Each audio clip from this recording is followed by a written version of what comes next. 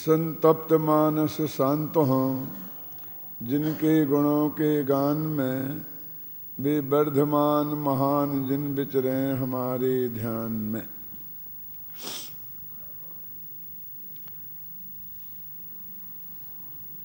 जैन दर्शन में 12 भावनाओं के चिंतन का सर्वाधिक महत्व है। उन 12 भावनाओं की चर्चा के संदर्भ में धर्म भावना के अंतर्गत मुनि धर्म की चर्चा आरंभ करनी है। मुनियों के लिए तो शास्त्रों में सिद्धों के समान कहा गया है।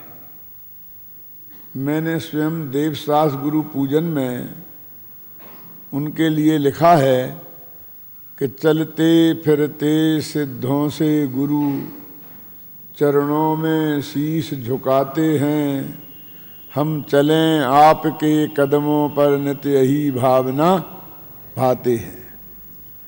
मुनिराज तो सिद्धों जैसे हैं, जैसे सिद्ध भगवान इस जगत के सहज ज्ञाता दृष्टा हैं, पूर्ण बीतरागी हैं।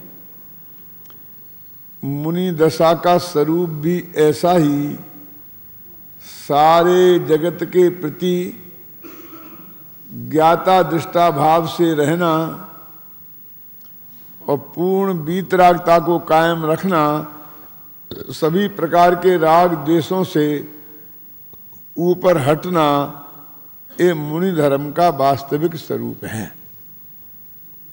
जहाँ एक और हम जब मुनियों को सिद्धों के समान कहते हैं, और ये बात अकेले मैंने ही नहीं लिखी है, सिद्ध चक्र विधान में आज से 250 वर्ष पहले महाकवि संत ने उनकी पूजा में लिखा है, साधु सम सिद्ध विराजें, सिद्ध सम साधु विराजें। सातवीं पूजन है ना, जहाँ 100 साधुओं संबंधी अर्घ चलाते हैं, तो वहाँ एक अचरी में ऐसा आता है कि साधु सम सिद्ध विराजें, कि साधु कैसे हैं कि सिद्धों के समान हैं। और मैंने भी समझ लीजिए वहाँ से ही प्रेरणा पाकर ये पंक्तियाँ लिखी हैं। इनमें 2 बातें हमारे सामने आती हैं। एक तो साधु कितने महिमावान पुरुष हैं, भक्तों के हृदय में उनका क्या स्थान है कि देव शास्त्र और गुरु उन्हें देव और शास्त्र के साथ उन्हें एक ही पंक्ति में रखा है। जब हम भगवान की पूजन करते हैं तो हमारे नित्य नियम पूजन में सबसे पहले देव शास्त्र गुरु पूजन आती है। और हम बोलते हैं जासो पूजो परम पद देव शास्त्र गुरु 3, यानी देव शास्त्र गुरु को हम एक ही पंक्ति में रखते हैं, एक साथ ही उन्हें अष्टद्रव्य से उनकी पूजा करते हैं, क्योंकि वो हमारी दृष्टि में सिद्ध के समान है। जहां एक और भक्तों के हृदय में उनके प्रति इतनी महिमा है, ये बात इसमें आती है, वहां ये बात भी सामने आती है कि वे कितने महान हैं। और उसके साथ में एक बात और भी है कि जिन्होंने ये पद अंगीकार किया है उन्हें भी इस ओर ध्यान देने की जरूरत है कि हम जगत की दृष्टि में क्या हैं, ये दुनिया हमें क्या समझती है और शास्त्रों में हमारा क्या स्वरूप बताया है, तो कोई भी आचरण करते वक्त, मुंह से कोई शब्द निकालते वक्त मन में कोई विकल्प आए तो इतनी दफे सोच करके ये बात सामने आनी चाहिए कि हमारी गुरु गरिमा के हिसाब से ये बात है या नहीं।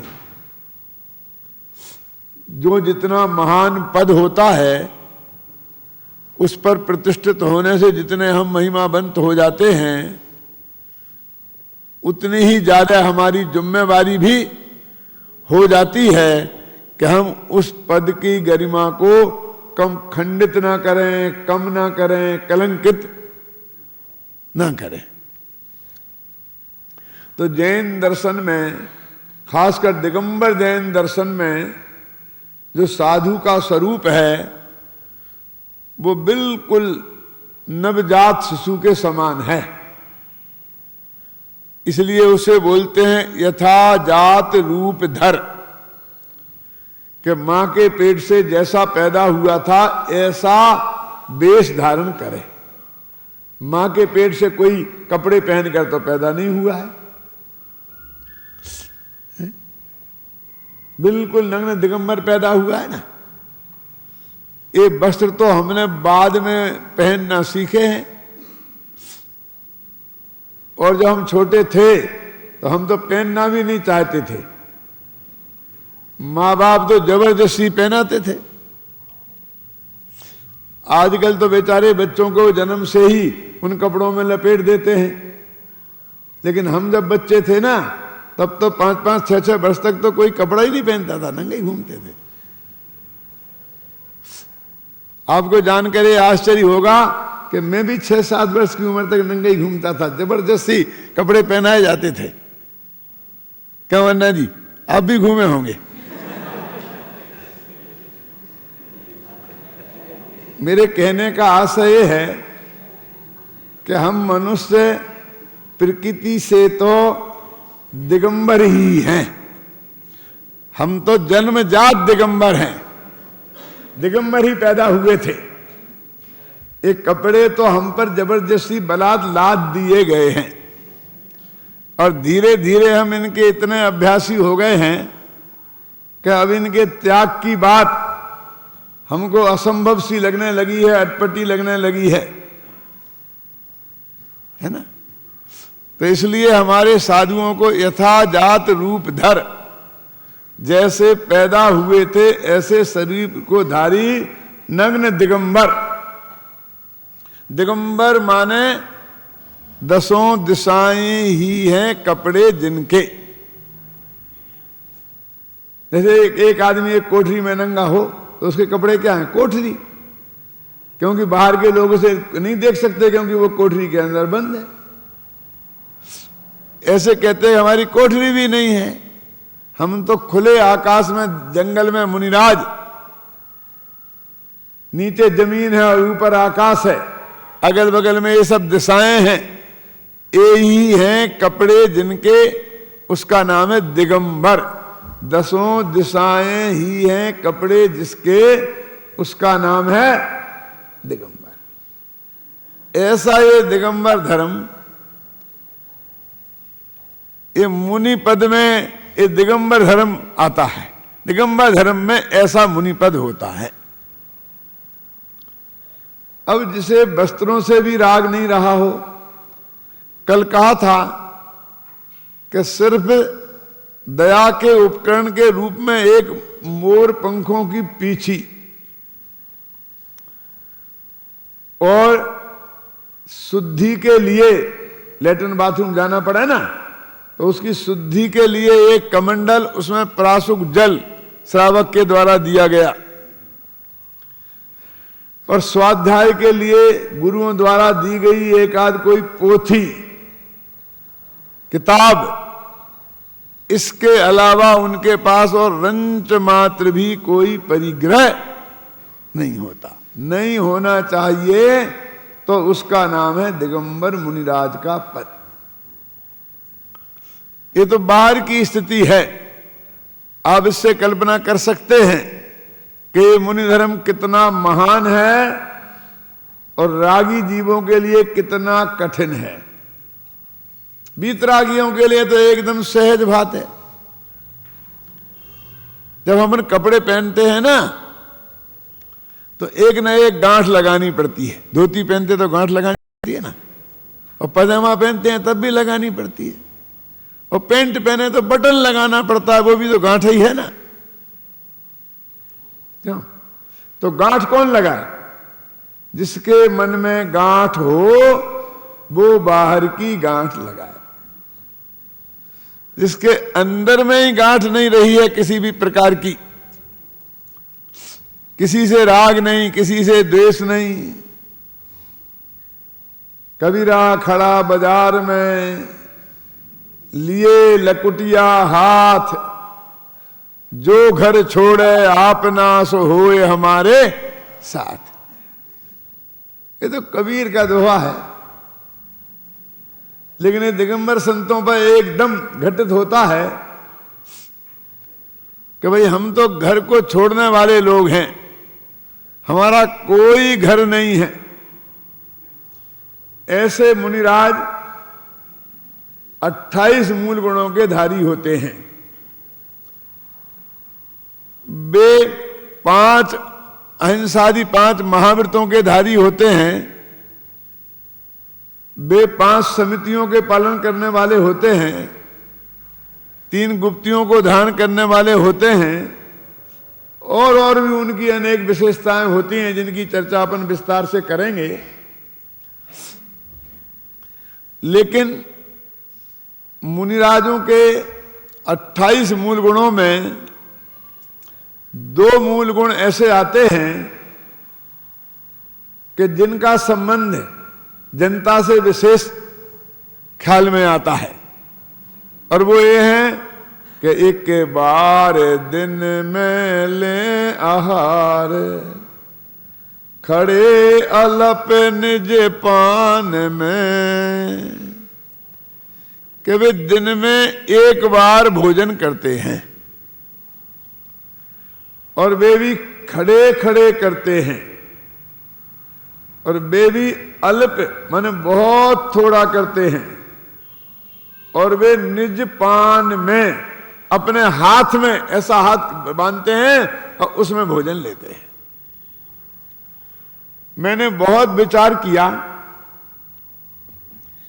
कि ऐसा इसमें क्या है। एक बार बैठ के शांति से भोजन कर लें तो क्या दिक्कत है? खड़े खड़े भोजन करने की क्या जरूरत है? एक ही बार क्यों? चलो ठीक है, एक बार से काम चलता है तो एक ही बार सही, लेकिन एक बार बैठ के शांति से कर लें तो क्या दिक्कत है? और एक ही बार करना है तो अल्प क्यों? फिर भरपेट कर लें। और फिर हाथ में करने में क्या दम है? वो थाली में भोजन कर लेने में क्या दिक्कत है?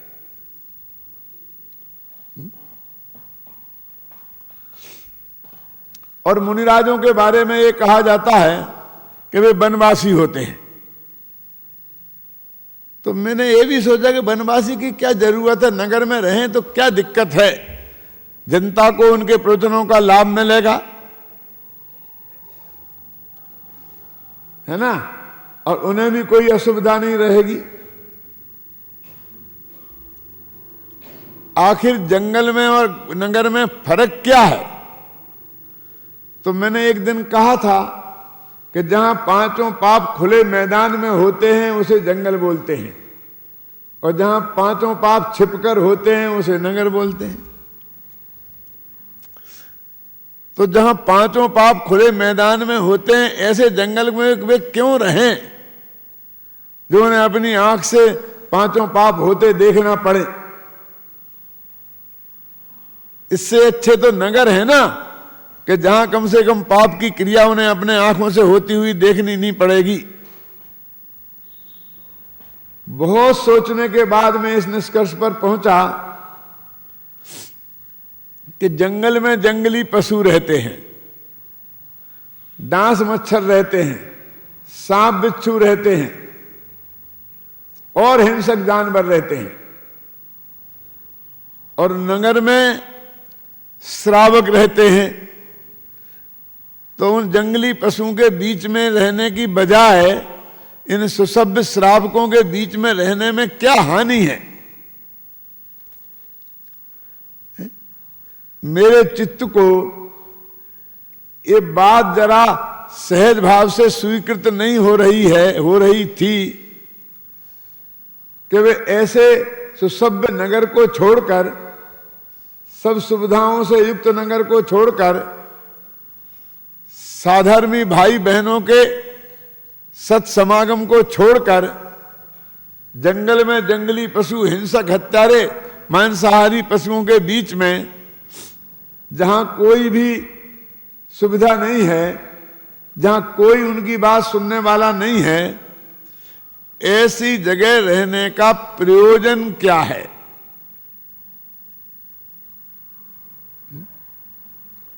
कभी कभी मेरे चित्त में ये बात भी आती है कि जैनियों के जितने भी तीर्थ हैं वे सब पर्वत की चोटियों पर हैं। गिरनार हो चाहे सम्मेद शिखर हो। और हमारी जो भारतीय दूसरी संस्कृति है, वैदिक संस्कृति, उसके भी जितने तीर्थ हैं वो सब समुद्र के किनारे और नदियों के किनारे हैं। अब नदियों के किनारे और समुद्र के किनारे कितनी सुख सुविधा है। पानी की कोई कमी नहीं। पानी की कमी नहीं होगी तो चारों तरफ हरियाली होगी। और नदी के किनारे, समुद्र के किनारे एक मंदिर बनाना है तो कम से कम पानी का तो कोई खर्चा है ही नहीं है? और आवागमन की भी सुविधा अच्छी है। तो जो मंदिर लाखों रुपए में बन सकता है, सम्मेद शिखर की चोटी पे यदि वो मंदिर बनाना हो तो वहां पानी की भी दिक्कत, और साथ में पानी भी नीचे से ले जाना पड़े, सीमेंट कंक्रीट भी नीचे से ले जाना पड़े, तो 100 रुपए की बोरी 500 रुपए में पड़े। 100 रुपए की बोरी सीमेंट की और 400 रुपए मजदूरी के। एक 5 लाख का मंदिर 1 करोड़ में बने, और वहां जाने आने में भी कितनी असुविधा, कितनी तकलीफ। और यहां तो पिकनिक स्पॉट जैसी जगह है, एकदम हरियाली, जाए धर्म का धर्म और कर्म का कर्म। हमारे भी तीर्थ नदियों के किनारे और समुद्र के किनारे क्यों नहीं हुए? अब तो धीरे धीरे हम बनाने लग गए हैं ऐसे पिकनिक स्पॉटों पर अपने तीर्थ, अथवा तीर्थों को हम पिकनिक स्पॉट के रूप में बदलने की कोशिश कर रहे हैं। लेकिन गंभीरता से हम विचार करते हैं तो ऐसा क्यों हुआ? तो एक ही निष्कर्ष पर पहुंचते हैं कि तीर्थ किसी ने बनाए नहीं हैं। जो हमारे हाथ में होते हो हम बना लेते। हमारे यहां तो ये पंक्ति प्रसिद्ध है कि जहां जहां पैर पड़े संतन के, तहां तहां तीर्थ हों। जहां जहां संतों के चरण कमल पड़ते हैं वहां तीर्थ हो जाते हैं। हमारे पारसनाथ भगवान सम्मेद शिखर की चोटी पे जा बैठे तो हमारा वो तीर्थ हो गया। हमारे नेमिनाथ भगवान गिरनार की चोटी पे जाके बैठ गए तो हमारे लिए वो तीर्थ हो गया। तो हमने थोड़ी बनाए हैं। हमारे जो मुनिराज हैं, संत हैं, गुरु हैं, वो जहां जाकर के रहे वो स्थान हमारे लिए तीर्थ बन गए। तो मैं ये कहता हूं, वे भी वहां क्यों गए? नगर में रहते, आराम से नदी के किनारे रहते, समुद्र के किनारे रहते, तो ना उनको तकलीफ ना भक्तों को तकलीफ। उन्होंने ऐसा स्थान क्यों चुना? सवाल अकेले वनवासी होने का नहीं है। वनवासी होने का प्रतीक तो हमारे ये तीर्थ हैं, क्योंकि हमारे तीर्थंकर यहां से मोक्ष गए। हजारों मुनिराज मोक्ष गए, सोनागिर से गए, गिजपंथा से गए, है ना, बहुत बहुत जगह हैं जहां जहां से मोक्ष गए, सिद्ध क्षेत्र हैं।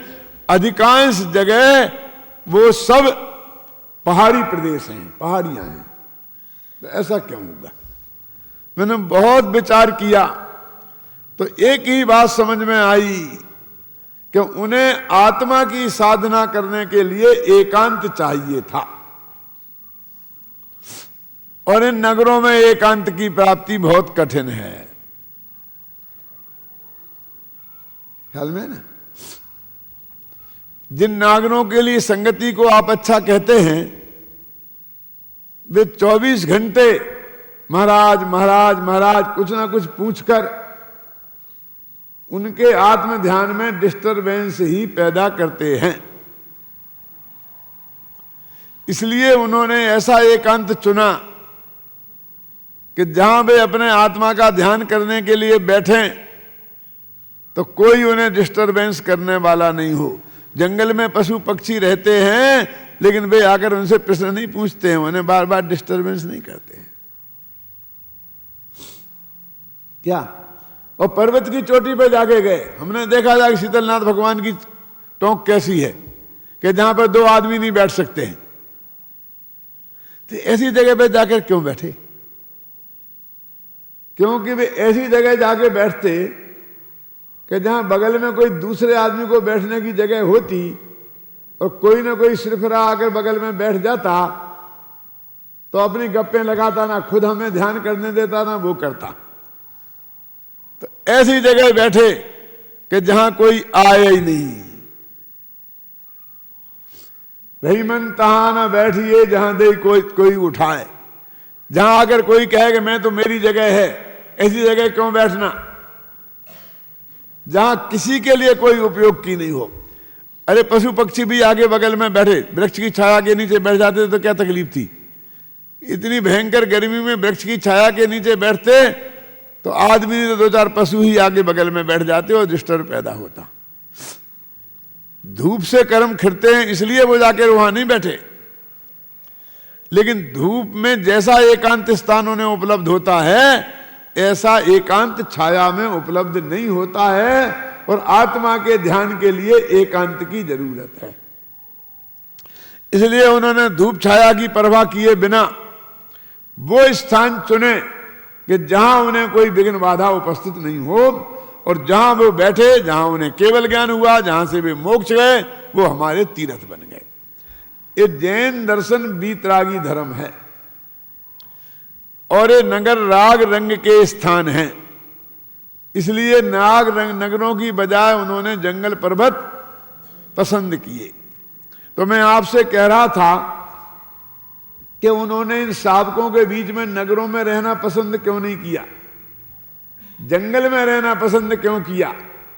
इसलिए किया कि जंगल के जो जानवर हैं वो बहुत ही खाएंगे तो शरीर को खाएंगे, मक्खी मच्छर खाएंगे तो शरीर को खाएंगे, और यदि हिंसक जानवर भी खाएंगे कदाचित तो शरीर को खाएंगे। लेकिन नगर में रहते हैं तो ये नागरिक लोग माथा खाते हैं, और आत्मा के ध्यान के लिए उन्हें माथे की ज्यादा जरूरत है शरीर से। उन्हें अपने ज्ञान की ये उपयोग को भ्रष्ट करते हैं। आत्मा के कल्याण के लिए उन्हें उपयोग की जरूरत है। आत्मा के कल्याण के लिए उन्हें देह की जरूरत नहीं है। देह से एकत्व बुद्धि तो उन्हें टूट गई है, रहे तो रहे और जाए तो जाए। वे तो इस भावना के हो गए हैं कि चाहे लाखों वर्षों तक जीऊं, चाहे मृत्यु आज ही आ जाए। इसलिए उन्हें मृत्यु का भय नहीं है। देह को डिस्टरबेंस होगा इसकी तकलीफ नहीं है, लेकिन उनका उपयोग माने ज्ञान, उसमें डिस्टरबेंस नहीं होना चाहिए। उपयोग माने ध्यान, उन्हें ध्यान में डिस्टरबेंस नहीं होना चाहिए। और ये श्रावक उनके ध्यान को डिस्टर्ब करते हैं। महाराज आपकी कृपा हो जाए तो हमारे तीर्थ का कल्याण हो जाए, आपकी कृपा हो जाए तो समाज का कल्याण हो जाए। सारे श्रावकों को किसी को तीर्थ का कल्याण करना है, किसी को समाज का कल्याण करना है, किसी को महिलाओं का उद्धार करना है, किसी को साहित्य का उद्धार करना है। ऐसे तो लाखों में एक आधी मुश्किल से मिलते हैं जिन्हें अपने आत्मा का कल्याण करना हो, और उन्हें आत्मा के कल्याण के अलावा किसी दूसरी बात में रस ही नहीं है। तुम्हारे तीर्थों को तुम जानो, उन्हें क्या लेना देना है। तुम्हारे साहित्य को तुम जाने, उन्हें क्या लेना देना है। तुम्हारी विधवाओं को, महिलाओं को तुम जानो, उन्हें क्या लेना देना है। वो तो सब छोड़ के परम वीतरागी बनकर और पूर्ण वीतरागी बनने के लिए घर छोड़ के गए हैं। ऐसे दिगंबर मुनिराज होते हैं, वो महान सिद्धों के समान हैं। उनकी विस्तार से चर्चा अपन अगले व्याख्यान में करेंगे। ओम शांति शांति शांति। ओम नमो अरिहंताणं, ओम नमो सिद्धाणं, ओम नमो आयर्याणं, ओम नमो उपछायाणं, नमो लोय सबसाहूणं, ऐसो पंच नमोकारो सर्व